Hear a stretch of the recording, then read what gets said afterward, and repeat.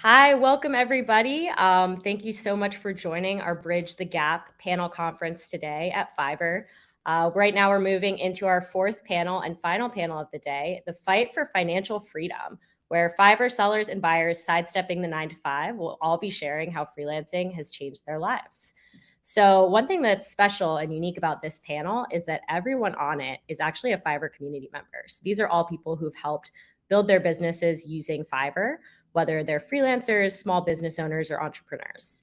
So, with that all being said, I'd like to introduce myself quickly. My name's Liz. I'm actually the community manager here at Fiverr. For any of you who are on the Slack channel today, I am also Liz from the Slack channel, so that is me too. And yeah, then we'll be passing it to our first panelist to introduce herself. So, this is Tracy Clark, everyone. Hello, I am Tracy Clark. I've actually been on Fiverr now coming up on my 10th year anniversary in November. And I am the founder of Clark and Clark Nonprofit Services, which is a nonprofit organization. We've helped to set up over 4,000 nonprofit organizations, and we've helped them to receive over $11.5 million in grant funding. Thank you, Tracy. And moving to Nicole next. Hi, everybody. My name is Nicole. I'm a voiceover artist and singer and songwriter based in Nashville, Tennessee.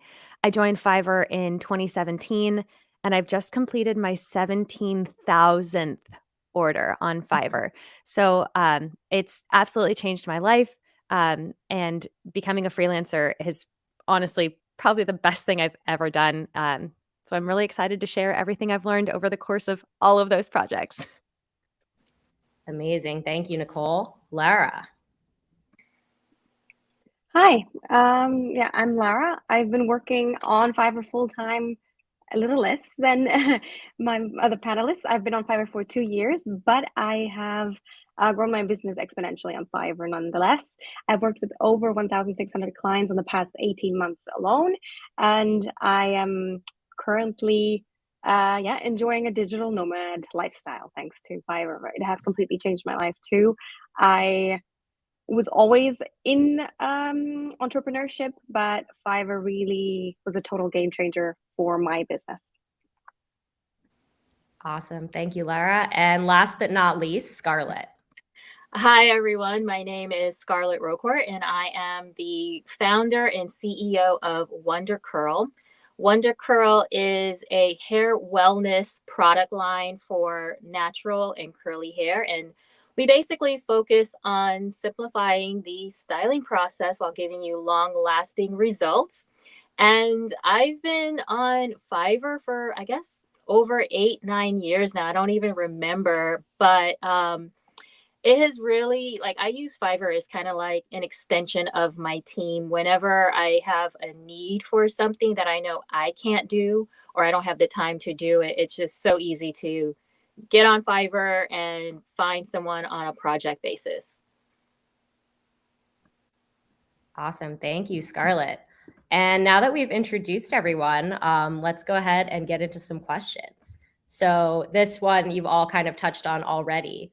But what are some reasons that women and non binary folks are choosing freelance work over the 9 to 5, specifically now? We'll go hear from Nicole, Scarlett, Lara, and then Tracy. So, when I joined Fiverr, it was a matter of survival. I had moved to Nashville to pursue songwriting and singing, and I bought my first home and I didn't have a real job. And I realized that that was a huge misstep and dove straight into Fiverr to explore what opportunities might be for me there. And I had no idea that it could turn into the type of business that I've built on the platform. During COVID, my at the time boyfriend, now husband, was working a sales job, and we realized that it was more it would be awful if he was to bring home COVID and I were to lose my voice. And we took a plunge, and he was actually able to step down from his job, and now we're trying to start a family. And the fact that he doesn't have to work and we're in a position where we can both be home to raise a family together is beautiful. Thank you so much, Nicole. That's awesome. And next, we're going to hear from Scarlett. Well, I started Wonder Curl a little over 12 years ago, and it started out as a side hustle. And so my story is a little different in that the company I was working for found out that I was running a whole business on the side and they let me go. So after that, I saw it kind of like as a blessing in disguise. I was never really good at taking orders anyway, but I've always had the bug to run my own business, and I just didn't know what it was going to look like until I had a need for products for my own curly hair. So, starting your business all on your own with very little money, my budget was like zero. And once it started to get busier, I knew I was like, I need help. I can't do this all on my own. And I think for a lot of business owners, it's always trying to figure out when you're working on your business, you can't work in your business and vice versa. So going to Fiverr for virtual help, and I tell everyone, I'm like, why are you doing that yourself? Just get someone to edit the video for you.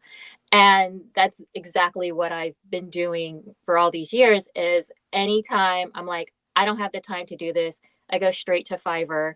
And it has helped to free up my time so that I can focus more on growing my business. And that's where, as the CEO, that's where my time should be spent.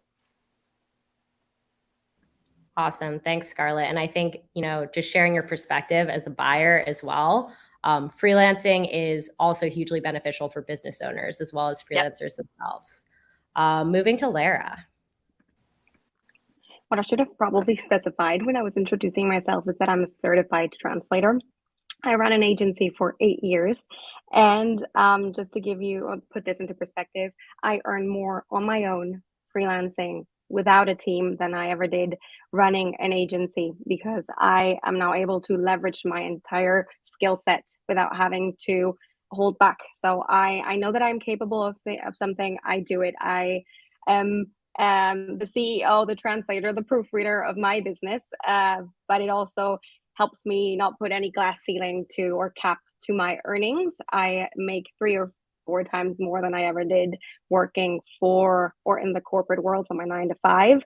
And I haven't missed, like Nicole said, a single second of my children's lives since they were born, thanks to opportunities like this. So this is always, I think, the main reasons why we would probably give freelancing a chance as women and mothers.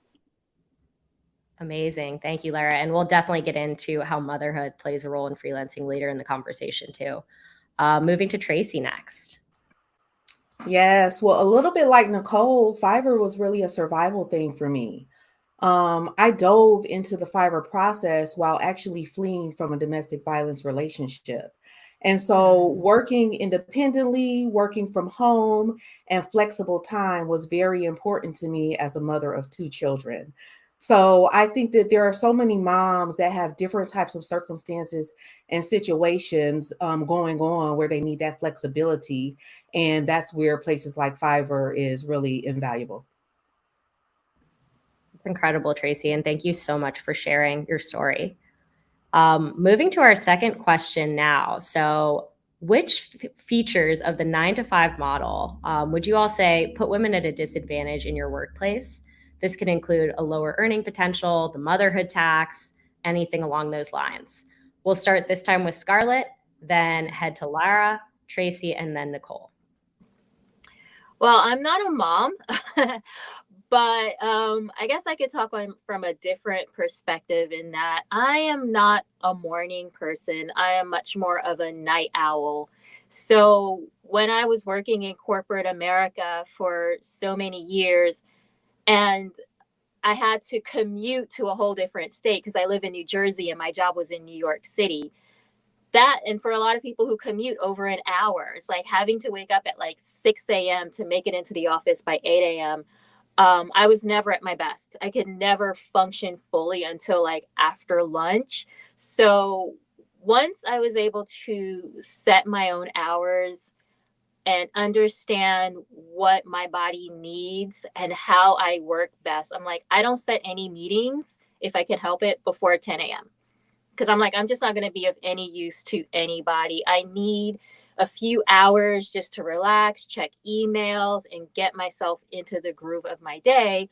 But then I work till about 9, 10 o'clock at night, and that works perfectly for me. So having that flexibility, also, I don't have to wait till the weekends to run my errands, right? Like, you don't have to rush into the different stores. You get to set your own schedule and do what works for you.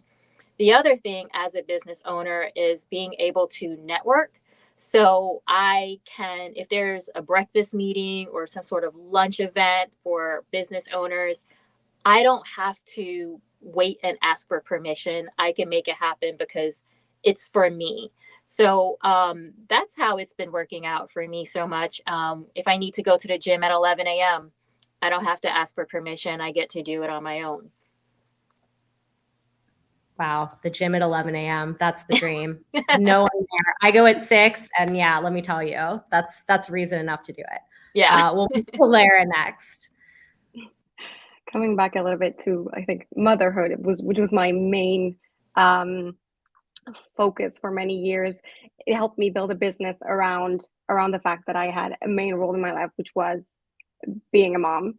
I have this time and money freedom now that allows me to potentially not go to the gym at 11, but pick someone up when they're sick, which is also super helpful, and not having to ask for vacations or sick leave, having to justify myself. It gives me, because it does put a lot of pressure on you when you have to explain every single move. Now I feel like I own my time. Mm-hmm.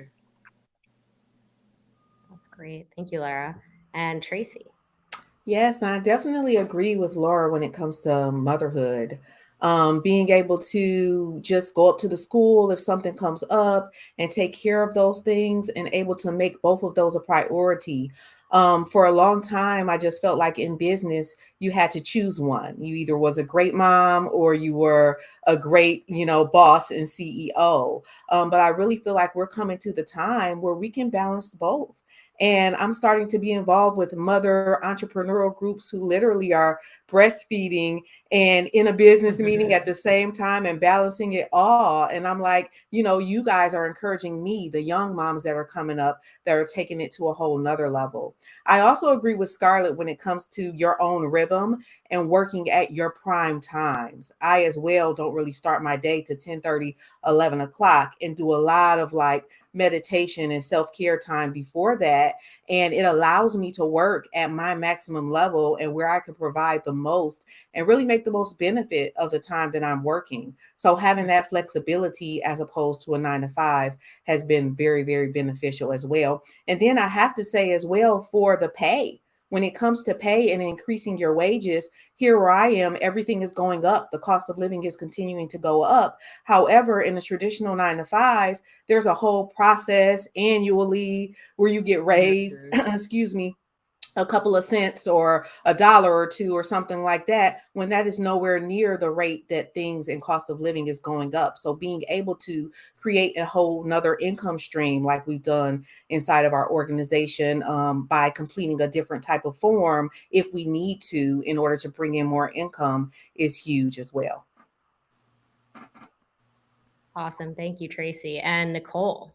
I feel like I'm echoing a lot of sentiments here, but my why is when I was 18, I rescued a horse from slaughter.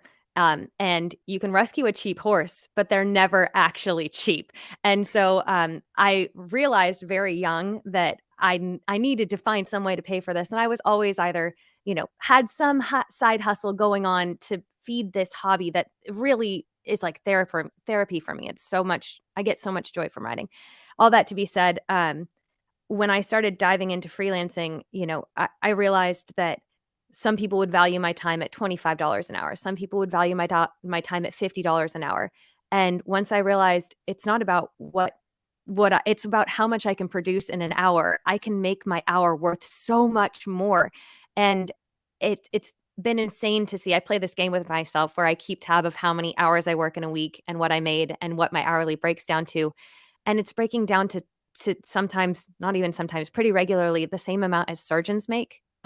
and obviously I respect their skill set, but if I think about how much time gets invested, how much money gets invested into going through the process of a rigorous education, and how much pressure I would feel to be a doctor or a lawyer or some specialty where I feel like I have a job that is low stakes as far as stress, but high opportunity as far as income, which is incredible. And I've developed a schedule where I'm a morning person. I get up in the morning, I slam out about 2 hours of work, go to the gym, come home, train the horses, maybe pick up an hour or two in there. And at night I have my like cleanup hour. So I generally work about 3 to 5 hours a day, never any more, and have the flexibility to take my work with me to a horse show. This weekend, it was really cold in Nashville, so I went to California to watch my friends compete, brought my work with me. It's just, there's so much flexibility that I never would have thought possible. And not needing to ask permission is everything. Thank you, Nicole. And thanks for sharing that. I did not know that you were such a horse person. That's amazing. And just such a cool detail about you. So moving on to our next question. So studies have shown that women and non-binary folks, as well as BIPOC individuals, have been disproportionately affected by the economic downturn and subsequent layoffs. This is a study from Fast Company that I read. It's also near and dear to my heart as I was laid off this past year. And what would you all say that some ways freelancing is a better path for women who are looking to work in today's macro environment, given those conditions? We're going to start with Lara, then go to Nicole, Scarlett, and then Tracy. I think sadly, as women, we still face a lot of bias and prejudice in the corporate world specifically. Just from personal experience, I was in a few managerial roles in the past, and nonetheless, I felt like I wasn't allowed to grow as much as I would have liked, or as I was saying, leverage my skills, because how would you work in, for example, in my niche, it's translation. You're supposed to have one language combination that you're capable of working in. You're not supposed to speak four languages fluently. That's impossible, and you won't be able to do it. Which obviously now I've probably hopefully proven that if you put your mind to it, you can do hard things. But it's definitely proving that you are that you're capable of building your skill set as much as you say you can, and believing in yourself enough when people don't, or when people expect you not to succeed. So I think this is where freelancing gives you the opportunity of proving yourself, of going beyond your own limits or the standard way of working in your specific niche. Sometimes we do things a different way than we're expected to, and it still works out incredibly. But it takes pushing a little bit through these ideas and biases, specifically when you're a young woman in entrepreneurship. It's always, you're faced with a lot of prejudice. I think that's one of my main points here. Over the weekend, I was visiting with my friends, and one of them is in a corporate environment, and she had expressed to me how it was so frustrating. She felt like she'd never hit a glass ceiling before, and she's been in an executive role for quite some time, until a new hire was difficult, and she tried to show the red flags, and it wasn't until the male counterparts in her business experienced that they actually believed her. Otherwise, she was just being difficult or problematic or all these other demeaning labels that she felt were attributed to her gender. And it blew my mind, because as a solopreneur freelancer, if someone is offending me, I don't have to work with them. Mm-hmm. I can choose at any point, and I have as I've progressed in the amount of projects I've done, I have this sixth sense for, you're a problem, not you are a problem. As a client, this might not be the best relationship for all of us. And I don't need that, because I have so many wonderful other clients to spend my time on. And just the thought that to have that kind of autonomy is incredible. And it shocked me to hear, oh my gosh, wait, you had to put up with something not okay because they didn't believe you until it happened to them? What? And I feel honestly blessed. I know that sounds cheesy, but I feel blessed as a freelancer to not necessarily have to deal with those problems in a corporate structure, because I get to make the rules. Go Fiverr. That's great, Nicole. And you are not the first person who has a story like that. I've heard many where women have mentioned something in the workplace that might not be good, or someone who might be a problem, and it takes that much longer for someone to address it. So definitely a benefit to working for yourself. I think it was Scarlett next, right? Yes. So for me, back in 2008, when I was working for a startup technology company, that was when, there was the market crash and a lot of people got laid off, and I got swept into that. And it was very stressful because, I was young and I had no idea what I was going to do. I had to move. I left the state. I lived with family for about a year and I hated it. So I came back to New Jersey, and that's when I started Wonder Curl, because part of me was like, I never want to have to go through that again. And then, a couple years ago, when there was the lockdown and everyone started talking about having everything go downhill again, I started to get flashbacks from that moment. But that was when the country was starting to have like their racial awakening, and suddenly Black owned businesses, especially those of us on e-commerce, just started taking off and getting a lot of recognition that we didn't have before. So for me, like, it was a completely different trajectory where all the fears that I had, I was like, oh my God, I'm gonna have to move, I'm gonna have to live with my family again. I was like, wait, you've created your own financial freedom. And I'm not going to say that running your own business, it's stressful as well. Like, sometimes I'm like, say I didn't hit my sales mark this month, but at least I know that I have enough of the cushion that I didn't have before. And so now there's so many more opportunities for Black owned businesses, Black women owned businesses. There's so many grants that are out there that were created because of what happened 2 years ago. And so it's just really going out there and finding it and then spending those hours applying for them. But that was probably like the best thing for me, I think, is having those opportunities that did not exist when I first started my business. There weren't beauty accelerate programs. All of the accelerator programs were for technology. So now there's like so many and they're made specifically for BIPOC women-owned businesses. Absolutely. And actually, to piggyback what you're saying a little bit, Scarlett, I just worked with a grant with the Urban League that is $100 million specifically for Black women-led organizations. So it's really exciting to see what everyone is doing about the problem, and seeing people actually come in and wanting to create this equity and things like that. I'm an entrepreneur at heart. So I started my first business at the age of 10 years old.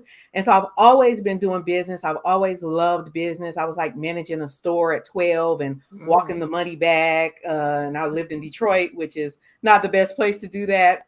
Anyways, all my friends and family were always telling me, like, why don't you just get a job? Why don't you just get a job? Like, what, that seems like it would be making so much more sense, and it would be so much more security, which was the big word that they utilized. But now I've grown to really realize that the best security you can have is in your own skills, understanding your own value and your own CEO, because you will never lay yourself off. So that is the biggest thing I've really learned, is that it is security in having your own business and understanding how you contribute and what you provide. Because in that sense, you are never going to have to worry about getting laid off, like so many of you guys said. Thank you, Tracy. And I think bringing up the word security is just so integral to what we're talking about, because, you've heard time and time again, my parents raised me this way too. It's like, oh, if you have a good 9 to 5, that's job security. You work there 20, 30 years, you get a pension. All that stuff doesn't really exist for those of us who are millennials and Gen Z. So hearing that you can create your own security with your skill set through freelancing is really amazing. So we'll move next to this question. Many members of this panel and other female freelancers have elected to freelance full-time because their earning potential is much higher. I think a lot of you have mentioned that. I think Lara actually said she quadrupled her income.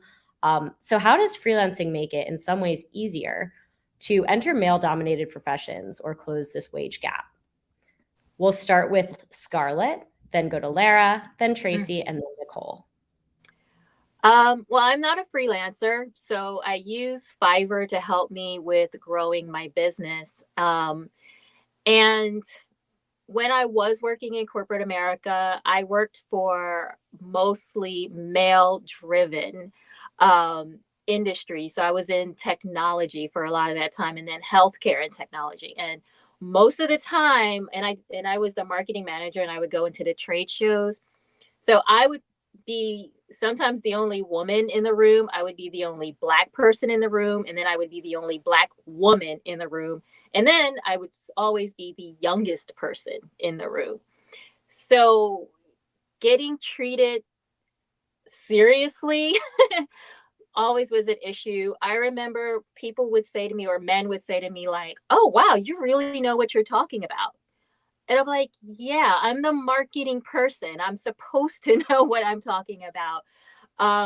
And so that was always one of those biggest issues, is being taken seriously, not having people steal my ideas in the room. Because again, I would be the only woman in the room working with male sales guys. And when I started my own business, like Nicole said, I get to choose who I work with. So if someone was being a bit misogynist, I didn't have to deal with them again. I don't want to work with anyone who's going to take away my peace. I get to choose my coworkers. And when I am, say, going to Fiverr, I also will sometimes interview them before I choose who I'm going to go with, especially if it's going to be an ongoing project. And that's what has helped me, is that I get to take that leadership role that I know that I can do and I have been good at doing. I don't have to worry about someone undermining me like I have had in the past working with companies. So it really does give you that security, the freedom that I didn't have before. And of course, like, I don't have to worry about someone stabbing me in the back. Thank you, Scarlett. Lara. I smiled a lot through what Scarlett was saying because I felt so identified with what she was mentioning. I've also worked in tech. I work in localization specifically. I don't know if some of you know what that is, but that is basically a cultural adaptation of content that we see online. So anything that's either subtitles or a book or anything that we see on TV, I adapted to, or we in a team adapted to the culture, specific culture that it's going to globally. So any language you could imagine. And same, it was always being undermined, being your skills being doubted because you were too young, or even comments like she only got there because she's cute or whatever, or even not. I mean, whatever. But it's which then obviously is very hurtful because you worked so hard to actually be where you are at that point in time. So it's definitely I think the opportunity of just showing up with the skill set that you've earned, no matter what age you are, I think is what is most important for me here. Awesome. Thank you. And Tracy. Well, I had the opportunity to work kind of behind, almost as a ghostwriter for an organization that was male dominant, and it was a male face, marketing face, and things like that. And I got to the point where I was doing almost all of the pieces of this organization and really realizing that I have value as well. As a woman, I still have value, and people want to work with me. People want to have conversations with me, even though the guys who are actually leading this company are male. So people would call and they would only want to speak to me. And I'm like, okay, wow, I really kind of had almost bought into the notion that you need that male image to bring in that clientele. But once I realized and was free from that from having that experience with that company before beginning my own, I realized how important it was for me to be a representation of that for other young girls that were coming up, and for me to be fully authentic and in my full authentic self, and say that yes, you can be your full authentic self, and you can be a badass in business and be able to run everything the same way, if not better than any of the men and things like that in your field, all exactly how you are. You don't have to change or do anything different or look like or blend into some of these professions, as I did early on so often.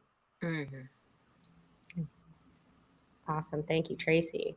And Nicole, we'll hear from you. So being in Nashville, this is obviously country music capital of the world, and I moved here to work in the studios and also to be a songwriter.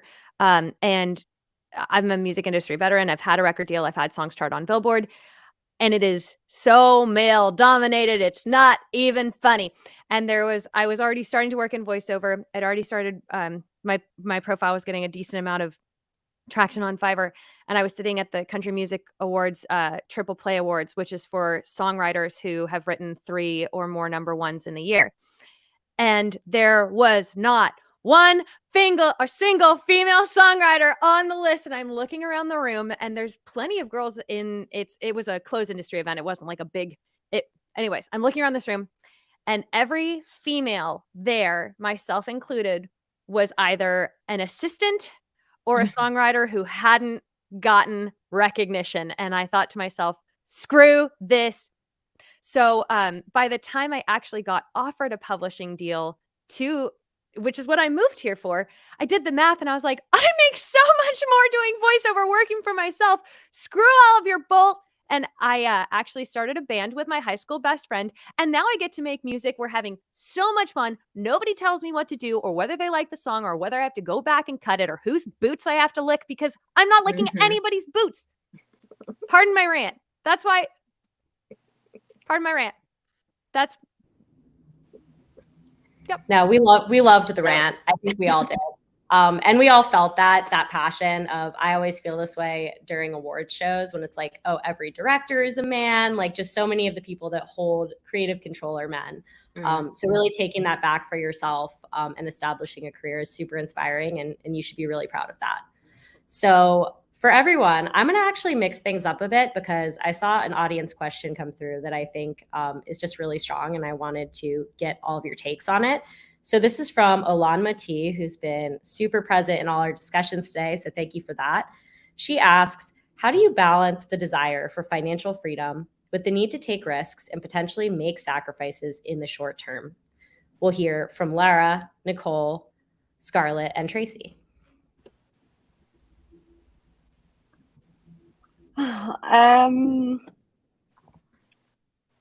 I've taken a lot of risks these past 2 years. We decided to change our lives 100% and move into this digital nomad lifestyle with kids, meaning we traveled across the globe for a year between Europe and North America.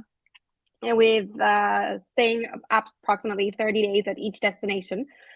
It was extremely tricky, but what motivated me, of course, aside from the hunger for growth, was a literal hunger. So it was the need for, I had no other option at some point. So when I was tired and I was working 16 hours despite travels, so on the plane and in the hotel room, and when my kids were sleeping at 3 a.m., just to be able to spend the day with them despite working for that many hours sometimes.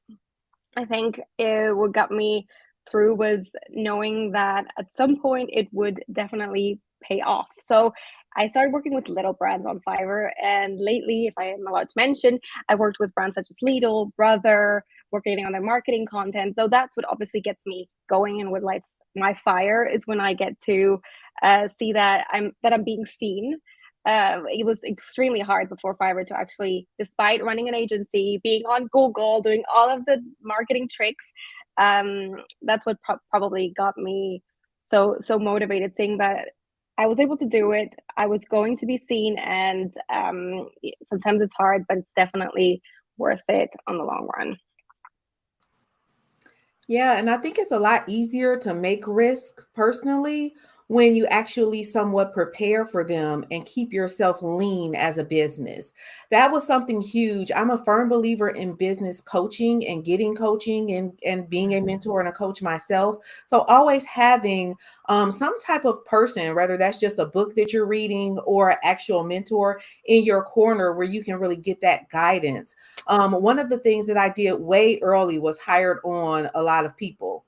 And I wasn't ready. I didn't have proper SOPs and trainings and all of those things. And then I had to do something else that was not so much fun, which was letting go of a lot of people.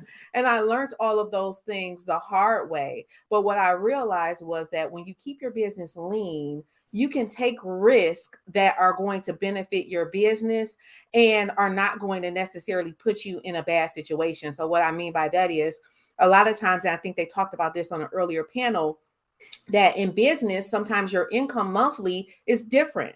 So one of the things we've learned to do is to live on more of our lower month's income. So when everything else, when the other amounts are coming in, that's great. And we can put towards our future and things like that, but only calculating in what our bottom number is. And that's been huge because that allows our business to always have funds to be able to take risk and be able to invest into something or into someone that could take our business to the next level. So I would say prepare for those risks.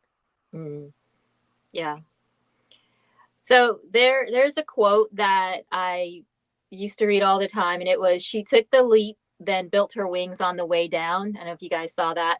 And so when I got let go from my company, that's what kept playing over and over in my head. And at the time, I was like, do I want to look for another job? Or do I want to focus on my business, which is what my dream has always been, is to run my own business. And I had a conversation with my dad, and I told him, I said, Dad, I can find another job. I said, but you know what? In 3 years, I'm just going to get fired again. I'm going to end up being in the same position. So why not just focus on this? And he was like, okay. And I was like, when I get my dad's approval on something, because he's like the most conservative person I know, I was like, all right, I got his support. So I've never, full disclosure, like, I am terrible at finances. And because of that, it like gives me the sweats just thinking about it. I hired someone. Like, I had to hire the experts, the people who enjoy doing this, because it's like I can spend 2 hours trying to figure out how to match up my books, or I can hire someone who can do it quickly through Fiverr and get it done in a fraction of the time on the budget that I can work with. And so it's also understanding where your strengths are, what you can and can't do, what you want to do, and then you can focus on those things. For me, where I get the most value and I know that I can grow Wonder Curl the most is when I am out educating people on how to take care of their hair, when I am doing the live videos, having opportunities like this on these panels. That's where my value is, and that's where I know the income will come, because that brings more brand awareness to me. But if I'm spending hours trying to figure out, like, my books, I was like, that's not going to help anybody. So finding someone else to do it for me. And then, as Tracy said, understanding how to pay myself. That's something that I've always had a hard time doing. So I knew, like, okay, 30% needs to go into my accounts.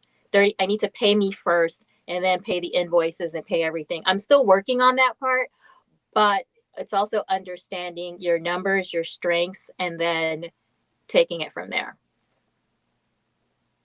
Echoing Scarlett, I call it personal admin, and I hate it. And I have someone who runs my books and does my numbers because I can't touch it.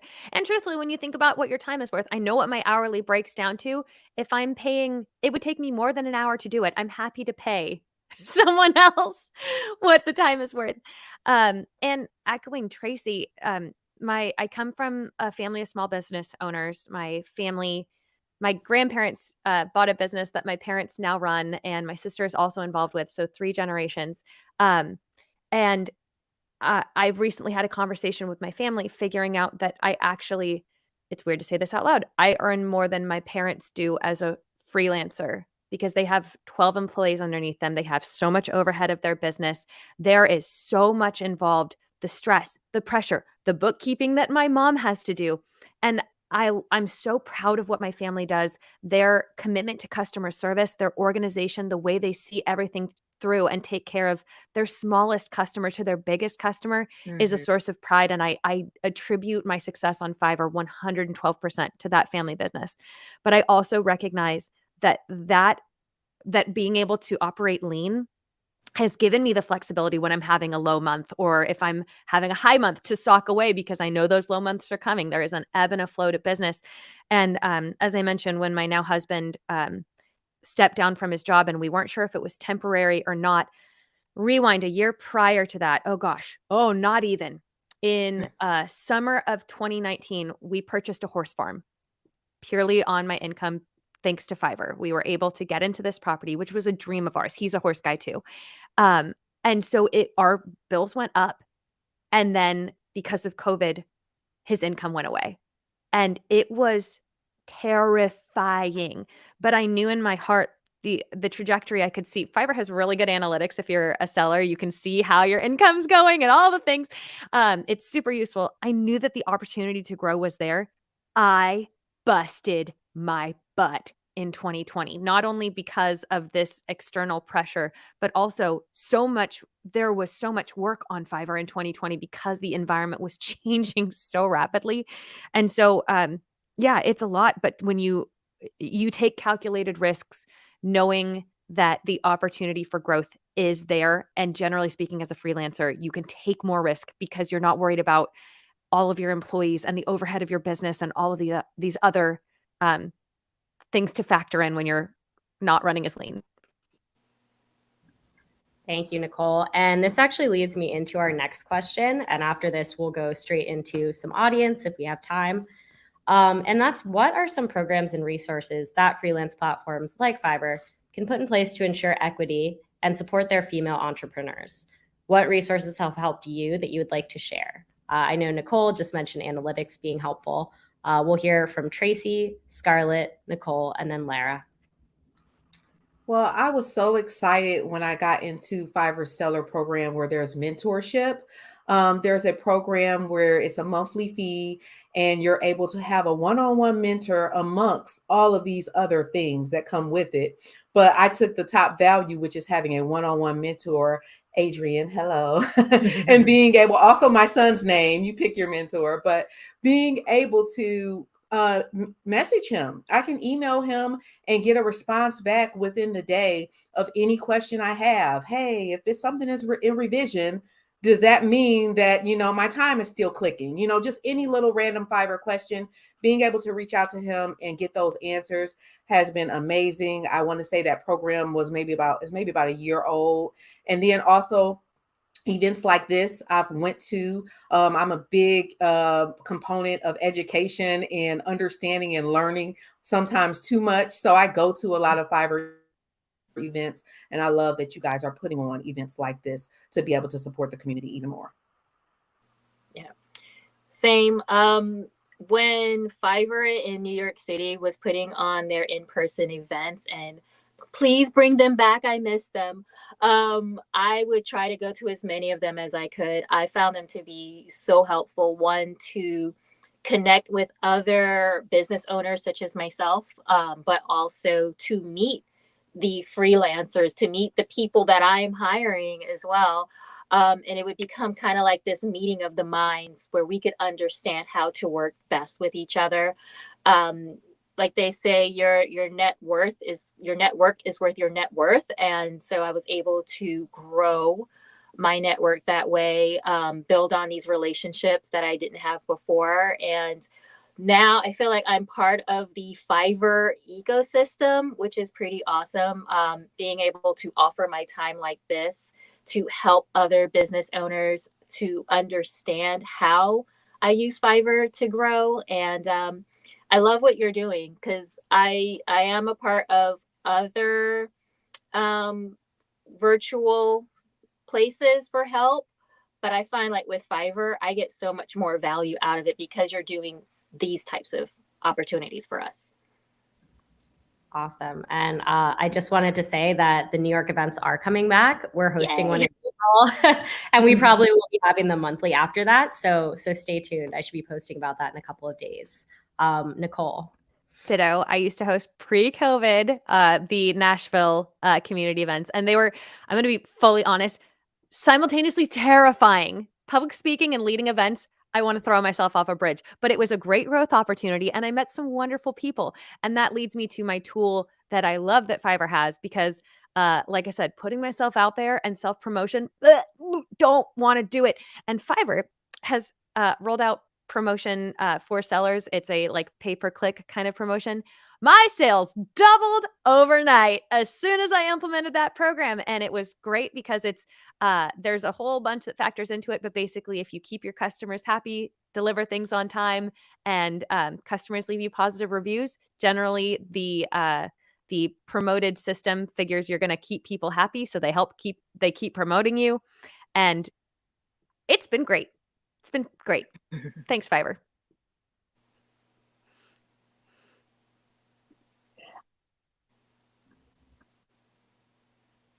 I'll go, Liz. Good. Yeah, I think most of the tools that I use on the daily have been mentioned. So my Seller Plus manager has been incredible along the journey. If you find the right person, you have a guide that will definitely help you grow your business incredibly. She was actually the one who helped me increase my income 40% in the past 12 months. And aside from that, I actually use a tool that's off Fiverr that's called Intro. And Intro introduces you to world leading experts in their specific niches. So if you want to book a call with them, you have a one-on-one call aside from your Seller Plus manager, you can go to someone else even that knows something that you don't. So if it's finances, for example, you'll be able to book an hour with someone that will help you out on the topic of your choice on a video call. And I think that's what, it sounded silly, but I did that for copywriting. I did it for finances. It was definitely incredibly helpful when I was starting out. And I thought, okay, I know I have these skills, but I don't really know how to structure this. And that's when the experts were able to tell me, at least give me an outline of where I have to go. You know, what path am I walking? Because it's all over the place. I know I can do it, but where do I start? That was what I used. I have to shout out my manager as well. Samantha, you're my girl, and I love you. Awesome. Thank you all so much. And we're getting towards the end of our time. So I did want to put this question up. I know we have more audience questions to get to, but what is one thing you wish that you'd known before becoming a freelancer? First, we'll hear from Lara, then Nicole, then Tracy, and then Scarlett. There were so many things I have to think about which was the main one, but I think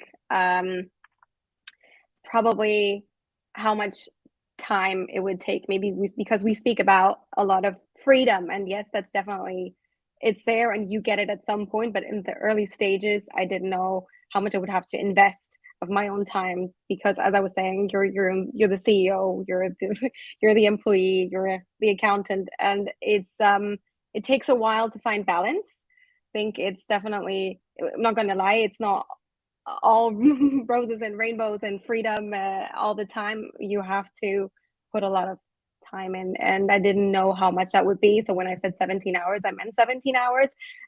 So that's working every day minus the sleep with kids, and you need a support system. So you need people that understand what path you want to take, because it's sometimes idealized and romanticized, and it's hard. It's incredible, but it's hard, and you need people around you that can help you through the process, because entrepreneurship is a path with many different stepping stones to survive sometimes.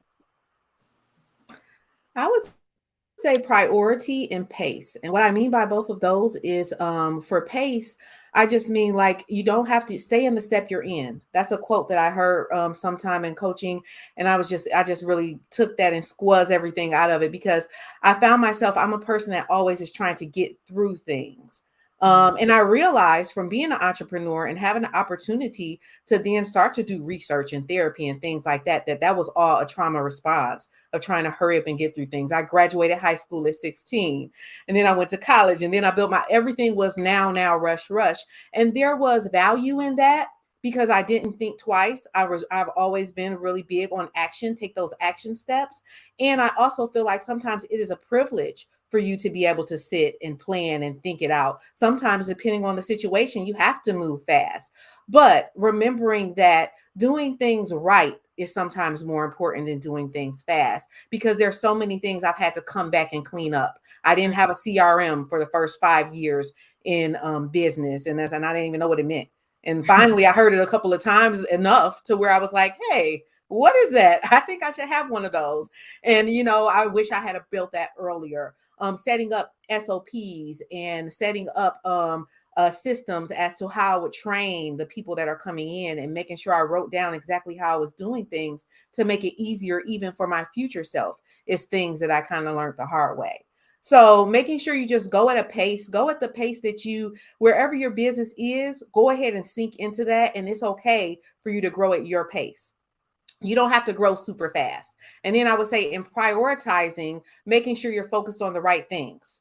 There's tons of things to focus on in business, but really sitting down and deciding what are the things that are really moving my big dials? What are the areas that I need to focus on? And typically in business, that's going to be sales, your actual service, and making sure you're providing a good service, a good product, and that's coming out well. And then your systems and your back end and how you operate. So focusing on the right things, not taking something like a website and putting 90% of your focus into it for a year was huge for me, with those people that can kind of like hone in onto something and shut everything else out, which is how I can be.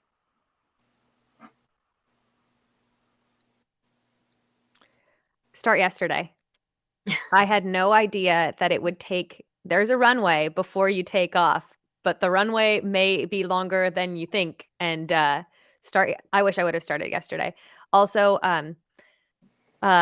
keep your chin up, because I have a lot of people, even friends that are close to us, who might think, oh, she's just a freelancer. Oh, she just does this on the side, and downplays what I do, or doesn't not necessarily respect my time in the way as if, oh, well, if she was a therapist or a doctor. What we do is I'm the voice of some of the biggest brands in the world. I've spent my 10,000 hours, honed my craft, become an expert in my field to do one thing that really adds a lot of value to a lot of brands. And so even if people maybe don't understand because you're outside of the traditional workforce, keep your chin up, because you're doing something really cool. Yeah.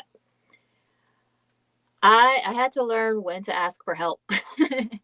That's probably the hardest thing that I had to learn and understand, because you don't want to be a burden on other people. And I think especially for women, that's something that we tend to try to take it all on. And I remember once I was trying to get some equipment back to my house, and my car was too small, and I was like sitting there crying, like, I don't know how to do this. And one of my friends, one of my mentors, he actually at that moment called me and was like, how is everything going? What do you need? He's like, do you need help? And I was like, wait, what? Like, I could ask you for help and you'll show up with your bigger car and help me get this equipment back?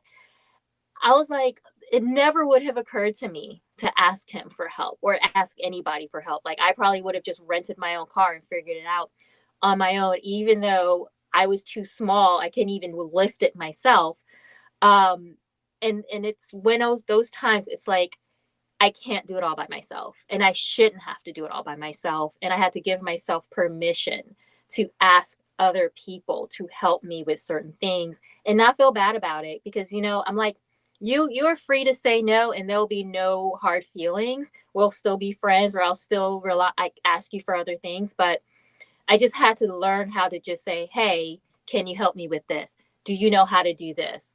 Or even just messaging another person, like a colleague who has gone through a certain situation that I'm now into, and understanding like people actually want to help you. as well. And I had to learn that part of it. And I say that if you are doing what you're meant to be doing, the universe is going to bring people along your way to help you with that. Thank you, Scarlett. And I think there's definitely a lot of valuable lessons that all of you mentioned. Asking for help is so hard, I think, especially for women. We don't ever want to admit vulnerability. But, as Scarlett mentioned, if you're doing things right, those people will come along and they'll want to help you. So I think that's about all we have time for. But I just wanted to say thank you so much to all of our amazing panelists. I feel like I definitely learned a few things or two from the panel. And thank you to everyone who both was a panelist, moderated, or attended our discussions today. This has been an amazing experience helping to host this event. And it was super inspiring, I think, for everyone. We will have the recording available on the Fiverr YouTube. I'll also be sending it out via email to anyone who registered. So be on the lookout for that. And we hope to see you at some of our future events.